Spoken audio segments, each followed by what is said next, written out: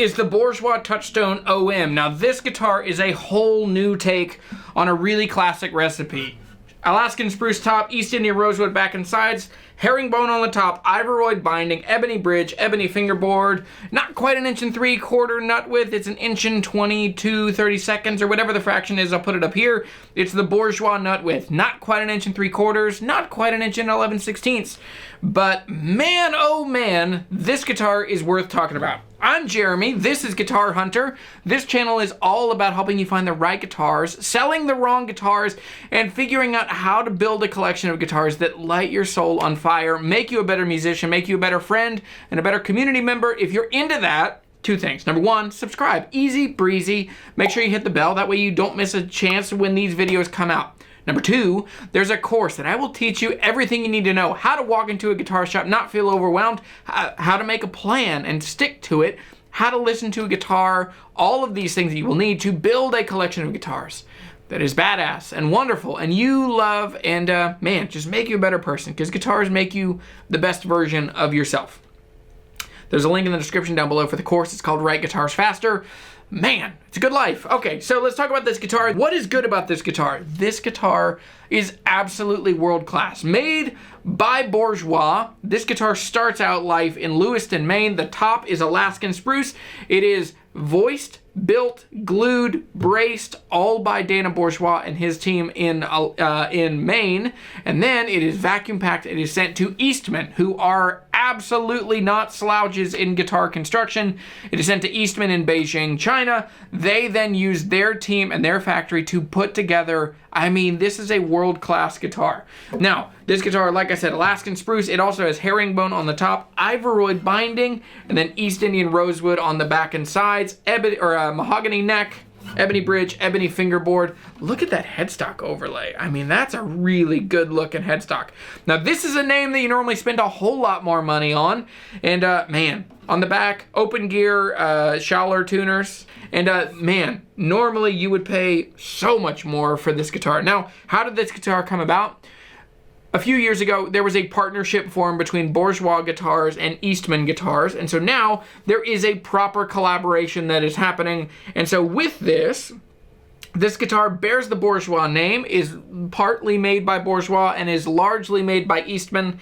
And man, there's some good stuff about that. There's some bad stuff about that. And man, if you're trying to figure out if this is the right guitar for you, let's talk about it. Number 1, this guitar is absolutely world class in the quality of the materials and the construction. The spruce is really beautiful, has a really great grain. And of course, it's a 2-piece top, because acoustic guitars, unless you're a lunatic like Nathan Wright, building guitars, you get redwood and you can get 1 piece. Almost every guitar top is going to be 2 pieces, and it's really beautiful. I mean, this is a very seamless, you can see in the mirror kind of this little lighter striation in the top, but man, really beautiful materials. There's some good depth to this Alaskan spruce. I love this really kind of brick red, rich colored pickguard. It's not quite an OM, I mean, it's interesting. It's more of a dreadnought shaped pickguard. It's not quite that like teardrop shape of an OM pickguard.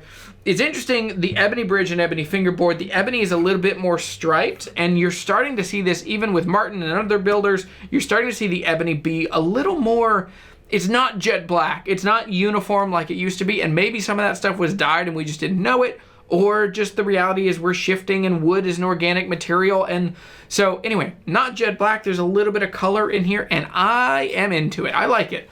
Other things that are really great about this guitar, it is incredibly playable. Now, the nut width is 1 22 32 or 23 32, however, whatever it is, I'll confirm up here.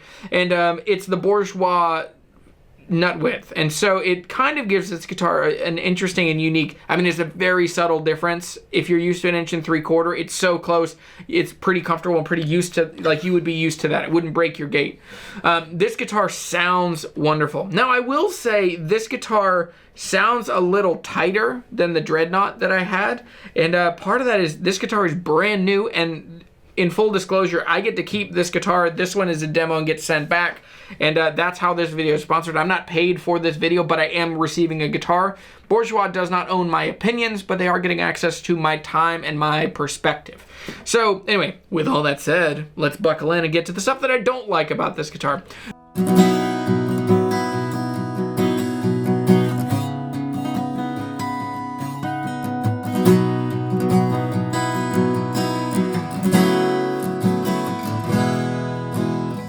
one, the thing that people are going to talk about with this guitar is as soon as they find out this guitar is made in China, they are going to make some, not everyone, but you will get people, I have gotten people, and I'm sure you that are watching this, you're going to type something right now saying something political, something about China, something about that, from a device made in China as well. The reality is our economy is really connected to the world around us, whether we like it or not. But let's just stick to guitars. This is an excellent guitar, but there are people that are going to have an issue that this guitar is made in China. Now, there are other tiny little things that I don't love about this guitar. Number one, the bridge. This is an Eastman move. It seems to have some kind of finish on it, so it is a bit shiny. And I don't love that. I wish the pickguard was a proper OM pickguard. Now, there's tons of discretion in place for that. Yeah, the last thing I would say, and I've already mentioned this, is that it's just this guitar sounds a little tight. Now, I just need to play this guitar a whole lot, and thankfully, that's not hard to do because it's a really enjoyable, really playable guitar.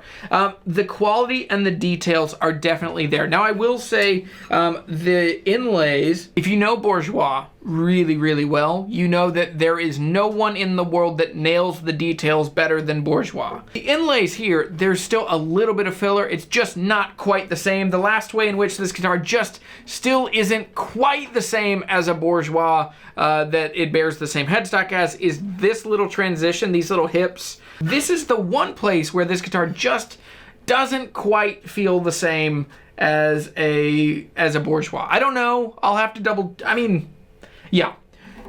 But to tell the difference between this and a proper, still all the way through made in Maine Bourgeois, you would have to be very close. You would have to know them really, really well, and you would have to be willing to spend 2 or 3 times the amount of money.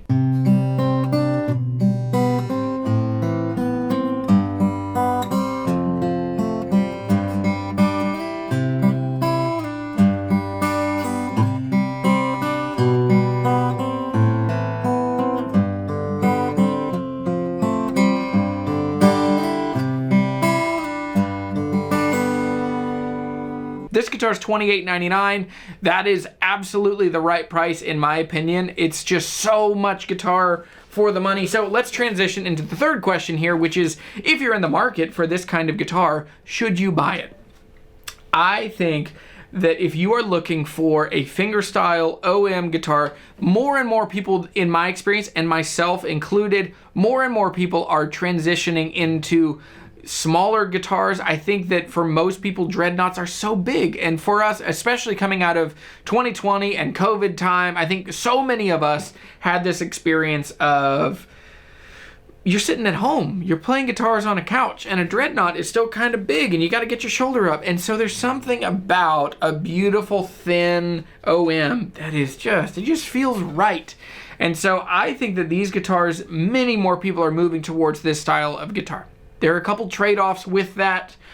It's a little less boomy, there's a little less bass, but it's still very beautiful and articulate. So if you're in the market for this kind of guitar, it's hard for me to not give like an emphatic, yeah, for sure, you should definitely look at these. The one thing that I will hang in my mind is country of origin has a really profound impact on residual value to guitars. And so that's a thing that will always be in the back of my mind. Now, I know most people are not that concerned about that. For me, coming from the vintage guitar world, coming from the used guitar world, it's always a thing that I'm gonna check. So if I'm saying, well, if a guitar is $28.99, and if I don't like it in a year or two, or if I find something else I wanna trade into, how much would I be able to get for this? Then you start looking at those values. And thankfully, these have held their value as well, proportionally as Martins, Gibsons, Husson-Daltons, that same kind of, no, they haven't lost as much as Husson-Daltons do. Don't tell them I said that. But these, they seem like you're gonna lose 20% or so. Now these are still brand new. I'm interested to see how that pans out in the long run. But overall, it's really hard for me to not just give an absolute thumbs up on these. Now this guitar, I need to play a whole lot more. Like I said, it's a little tight sounding.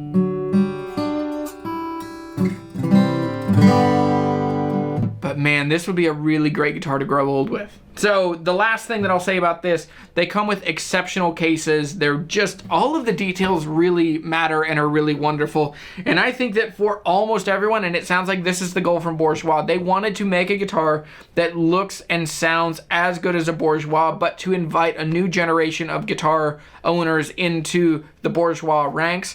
And they didn't want you to be able to tell it wasn't a full, proper, original Bourgeois until you get within about 10 feet. And I think they do that. I think you'd have to get within 18 inches. And look at that label on the back where it says, handcrafted in Lewiston, Maine and Beijing, designed by Dana Bourgeois. So anyway, with all that said, man, I think that these are very exciting. I'll put a link in the description down below to work through. If you want to buy one of these guitars, I'll have them listed. I'll probably put a link to the Acoustic Shop, my friends over in Missouri that sell these. They're a very high volume Eastman and Bourgeois guitar dealer, and they're also dear friends of mine.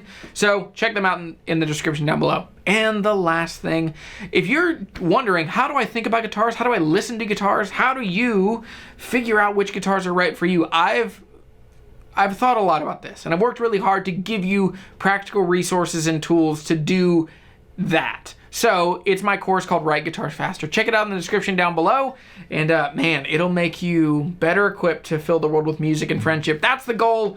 Go fill the world with music and friendship. I'm Jeremy, this is Guitar Hunter, and man, it's a good time to be a guitar player.